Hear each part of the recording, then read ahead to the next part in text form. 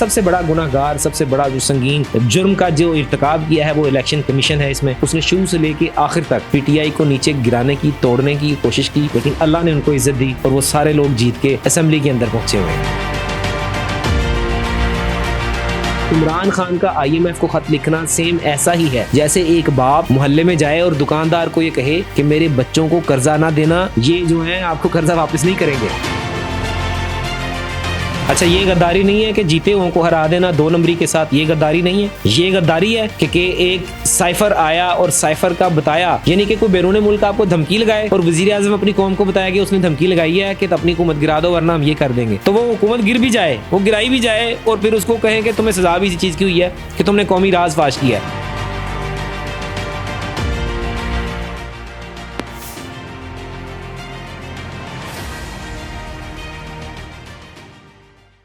अस्सलाम नाज़रीन, आप देख रहे हैं इनकलाब ज़माना। मैं हूं आपकी होस्ट हफ्सा मलिक। मेरे साथ मौजूद हैं पीटीआई के लॉयर फैसल जट साहब। बात करेंगे हुकूमत के हवाले से।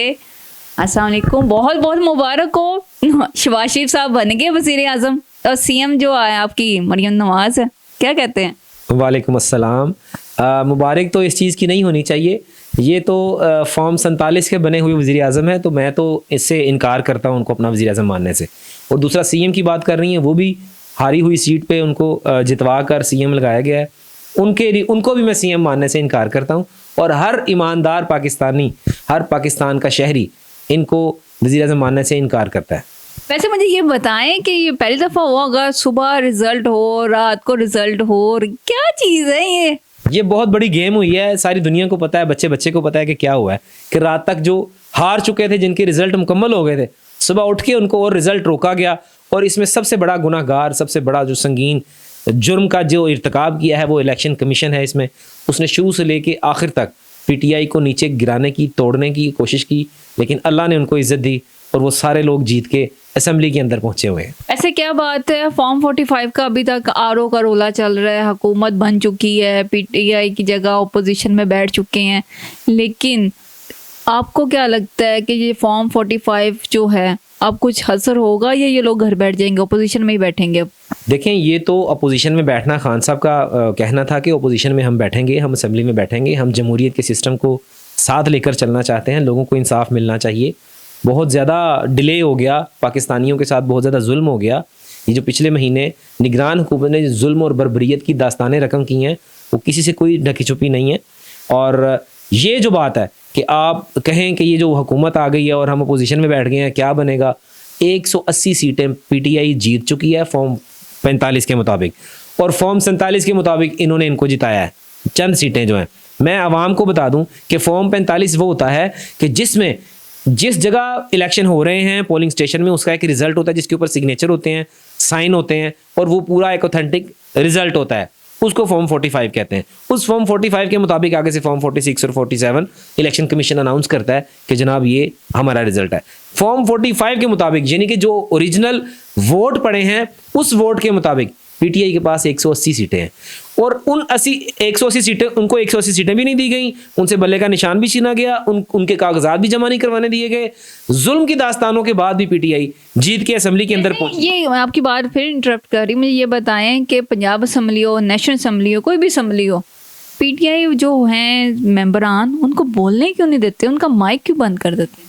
देखें, ये तो आपने देखा होगा पीछे जो पीटीआई की तरफ से जो वज़ीर आज़म के कैंडिडेट थे उमर अयूब साहब, उनका माइक बंद कर देते हैं, उनकी चलाते ही नहीं है पीटीवी पे। फिर वो जो अचक ज़ई साहब को तो बिल्कुल ही उड़ा दिया पीटीवी से उन्होंने। जी, अचक ज़ई साहब, क्योंकि वो उनके सदारती उम्मीदवार जो ठहरे। फिर असद कैसर साहब ने जो बातें की वो भी इन्होंने हज़फ कर दी। फिर जुनेद साहब जो MNA उन्होंने की वो भी ख़त्म कर दी। तो कितना ख़त्म करेंगे, क्या कुछ करेंगे? झंडे मिटा देंगे, हर चीज़ में। लोगों का नज़रिया नहीं मिटता, नज़रिया हमेशा ज़िंदा रहता है। तो पाकिस्तानी कौम जाग चुकी है, उनको पता है कि ये जो फॉर्म 47 का वज़ीर आज़म है और फॉर्म 47 की वज़ीर आला है, तो ये इन कुछ भी नहीं करना। ये पहले भी हमजा शहबाज साहब भी 2 महीने के लिए वज़ीर आला बने थे और बाद में धड़ाम से नीचे गिर गए थे, तो ये भी इसी तरह ही होने जा रहा है।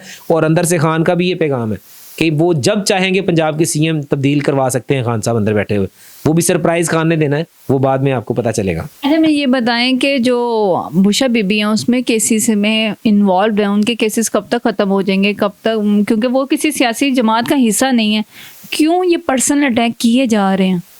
वो कहते हैं ना कि दुश्मन भी होवे तो नस्ली होवे, कम ज़र्फ नहीं होना चाहिए।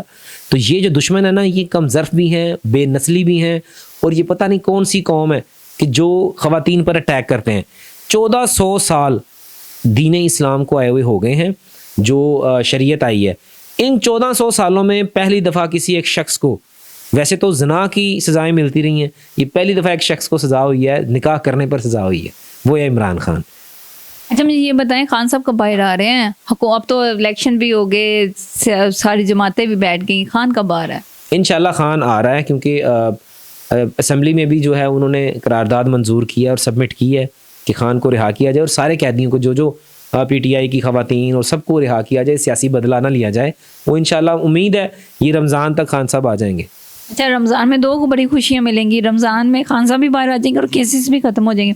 मुझे ये बताएं कि IMF को जो ख़त लिखा है खान साहब ने रोकने के लिए कि इनको कर्जा ना दिया जाए, लेकिन PTI के नून लीग के ये कहते हैं, हमने वो अहमद खान साहब ये कहते हैं कि ये गद्दारी का पर्चा होना चाहिए, क्योंकि इन्होंने इमेज गंदा कर रहे हैं मुल्क पूरी दुनिया में। आप क्या कहते हैं इस पर?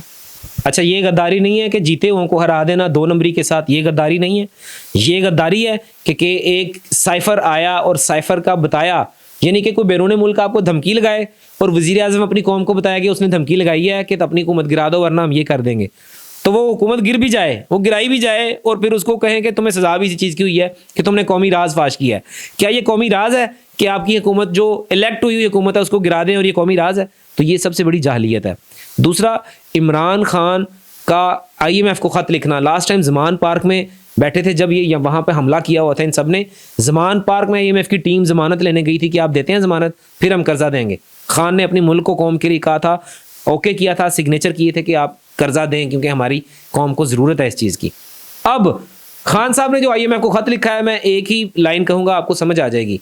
इमरान खान का IMF को ख़त लिखना सेम ऐसा ही है जैसे एक बाप मोहल्ले में जाए और दुकानदार को ये कहे कि मेरे बच्चों को कर्जा ना देना, ये जो है आपको कर्जा वापस नहीं करेंगे। वैसे कहा जाता है कैसे PTI के ऊपर बहुत ज़्यादा तनकीद की जाती है, जो नून लीग के मेंबरान हैं, चाहे उज़मा कादर हो या उज़मा बुखारी हो, वो बहुत ज़्यादा तनकीद करते हैं कि फ़लाँ बंदा आके दिखाए ना, कैसे उन्होंने पिछली दफ़ा असम्बली में ये कहा था कि कहाँ मियाँ असलम इकबाल आए ना, हम इंतज़ार करते हैं। तो जो सज़ाएँ होती हैं, ये रैलियाँ निकलती हैं, हमने देखा था कुछ दिन पहले जो कि हाई कोर्ट के बाहर रैली निकली जिसमें हाफिज़ शान साहब को गिरफ़्तार कर लिया और बहुत से मेंबरान को गिरफ़्तार किया। तो क्या सलमान अकरम राजा साहब भी गिरफ़्तार हो जाते हैं? क्या ये जो गिरफ़्तारियाँ सिर्फ PTI के जो मेंबरान हैं उनके लिए लिखी गई हैं? जी बिल्कुल, ये डबल स्टैंडर्ड है, 2 नंबरी है, धोखाधड़ी है, पाकिस्तानी कौम के मैंडेट के साथ डाका है, पाकिस्तानी कौम की जो राइट है, जो उन्होंने वोट का हक इस्तेमाल किया उसके साथ डाका है, और जुल्म है, बर्बरियत है कि अगर एक इंसान के साथ ज़्यादती हो गई है वो अपना एहतजाज तो रिकॉर्ड करवा सकता है, ये कानूनी हक है, जमहूरी हक है, आइनी हक है। अगर वो एहतजाज रिकॉर्ड करवाने आए हैं तो उनको पुलिस के ज़रिए गिरफ़्तार करवा के अंदर फेंकवाना ज़्यादती है। हाफिज़ शान को गिरफ़्तार किया गया, मियाँ शहजाद फ़ारूक जो मरीम के ख़िलाफ़ लड़े उनको गिरफ़्तार किया गया, अफजाल अजीम पहाड़ जिसने शहबाज शरीफ को हराया लाहौर में उसको गिरफ़्तार किया गया। तो गिरफ़्तार करके क्या होता है? वो लॉयर हैं, काला कोट है। मैं कहता हूँ ये दाद देनी चाहिए इमरान खान को कि उसने सारे बैरिस्टर वकील असम्बली के अंदर पहुँचा दिए और कुछ अभी बाहर लड़ रहे हैं। मुझे ये बताएं कि पंजाब असम्बली के बाहर हमने लास्ट टाइम देखा इतनी पुलिस खड़ी कर दी, क्या अंदर गैंगस्टर थे या दहशतगर्द थे? वो अंदर चोरी किया हुआ, ये मैंडेट लेके असम्बली में इन्होंने वज़ीर आला बनना था। ये भी ज़िंदगी हिस्ट्री में पहली असम्बली है बगैर अपोजिशन के। वो इमरान खान की बात सच साबित हो गई, कल ही दौड़ देने तो जित जाते ने, अंपायर भी अपना खड़ा कर देने। तो वो मरीम नवाज साहिबा भी अकेली गई हैं, ना अंदर अपोजिशन को जाने दे रहे थे, सारे बाहर थे, मियाँ असलम इकबाल की गिरफ्तारी के लिए छापे मार रहे थे। तो कैसे अंदर जाते? वो तो खड़े हुए हैं, इलेक्शन लड़ा है लोगों ने वोट दिए हैं। मियाँ असलम इकबाल नहीं खड़ा हुआ, मतलब वो खुद नहीं पोलिंग एजेंट लगाए, ना कैंप लगे। पूरी दुनिया में देखें वोट PTI को पड़ा है, चाहे वो बैंगन है, कद्दू है, रेडियो है, जूतियाँ हैं, PTI जीती है। अब भी ये आखिरी मराहल में दाखिल हो गया है फेज़। मुझे उम्मीद है कि पाकिस्तान सुरखरू होगा, नया पाकिस्तान बनेगा। ऐसे मरीम नवाज की भी तो दाद देनी चाहिए कि वो उठ के गई है राना आफ्ताब के पास कि हमारा बजट सुन लें, बजट नहीं सुना गया और टैक्सेस जो हैं मज़ीद बढ़ेंगे। तो ये क्या कहते हैं, टैक्सेस और लगेंगे और IMF का कर्जा अगर ये प्रूफ करवा लेते हैं, आवाम के ऊपर कितना बर्डन आएगा, इस पे आपका क्या कहना है? देखें, अगर आप ये कह रही हैं कि मरीम नवाज साहिबा उठ के गई हैं तो बड़ा उन्होंने दीदा वो दलेरी दिखाई है, तो दिलेरी तो तब थी ना जब पाकिस्तान में सियासी जमातों की जो माएँ बहनें बेटियाँ उनको उठा के बालों से घसीट के ले जाया जा रहा था, एक लफ्ज़ नहीं इन लोगों ने निकाला। मरियम साहिबा को मैं तब सलूट करता जब सनम जावेद को गिरफ्तारियां करके उनको तशद्दुद करके उनके सरों से दुपट्टे छीन के, ये जैसे पता नहीं नाउजुबिल्लाह करबला का इन्होंने सिस्टम बनाया, पानी बंद कर दिया गया, उनके ऊपर शेलिंग की गई, लोगों के घरों को तोड़ दिया गया। उमर डार के साथ क्या हुआ, उस्मान डार के साथ क्या हुआ, पीटीआई के सारी लीडरशिप इन्होंने गिरफ्तार की, नीचे से लोग उभरे, उन्होंने वो भी गिरफ्तार किए, फिर और उभरे, वो कला खड़े हो गए। आज देखें असेंबली के अंदर 92 MNAs हैं, उसमें से ज़्यादातर बैरिस्टर और वकील हैं सारे। तो ये खान का बड़ा अच्छा प्लानिंग था कि पढ़े लिखे लोग असेंबली के अंदर आ गए हैं, और मरूसी सियासत उसने ख़त्म कर दी कि ना उसने अपने किसी बेटे, कोई आप मुझे बता दें MNAs में कोई इमरान खान का भांजा हो, कोई बहन हो, कोई भाई हो। वो तो जेल के अंदर नहीं है। देखिए वो तो जेल के अंदर है, तो जेल के अंदर से भी KP की असेंबली भी तो बनवाई है ना। अली अमीन गंडापुर साहब मिल के आए हैं उनसे मंजूरी लेके आए। आज भी वो खान साहब से मिल के आए हैं, खान साहब की जेल में गए हुए थे, मुलाकात हुई है, तो वो आज भी मुलाकात चल रही है उनकी खान साहब के साथ। जी वो मुलाकात यही थी कि उन्होंने आगे कैबिनेट बनानी है, काबीना बनानी है, तो वो उसकी मशावरत के लिए गए हुए थे। तो इंशाल्लाह पंजाब का भी CM वो कहते हैं 2 महीने मतलब 2 दिन के अंदर ये खान साहब चेंज कर सकते हैं अंदर बैठे हुए, वो चाहें तो वज़ीर आज़म भी अपना ला सकते हैं, ऐसी गेम है। लेकिन वो कंप्रोमाइज़ नहीं करता, शख्स ईमानदार है, इय्याका नअब्दु व इय्याका नस्तईन कहने वाला है।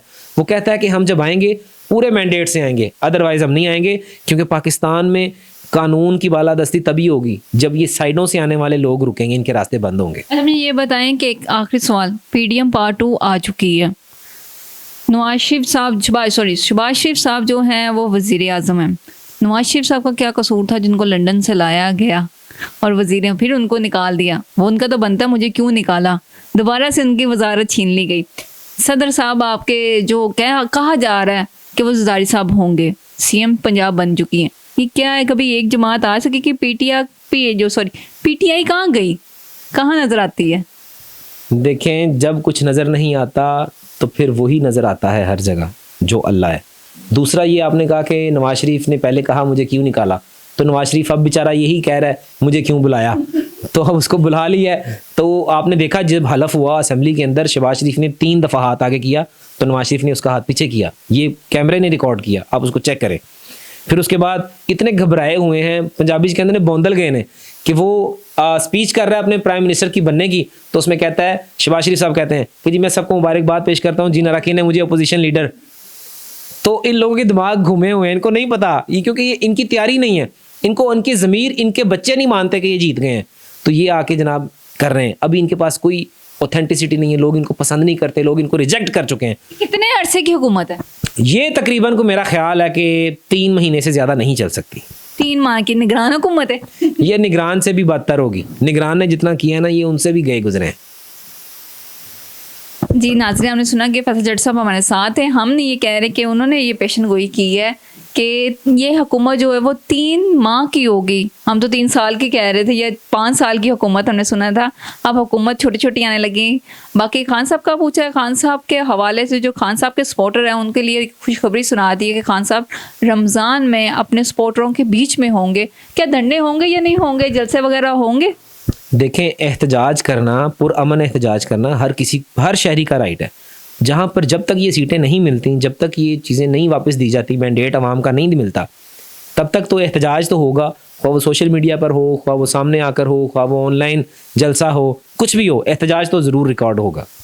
जी नाज़रीन, हमने सुना कि उन्होंने कहा कि एहतजाज होगा। खान साहब की हम दुआ करते हैं खान साहब जल्दी से वापस आएँ और अपने जो भी हुकूमत है, हम दुआ गो हैं कि इस मुल्क के लिए काम करे, कोई भी हुकूमत हो, चाहे वो नून लीग की हुकूमत हो या पीपल्स पार्टी हो या इमरान खान हो।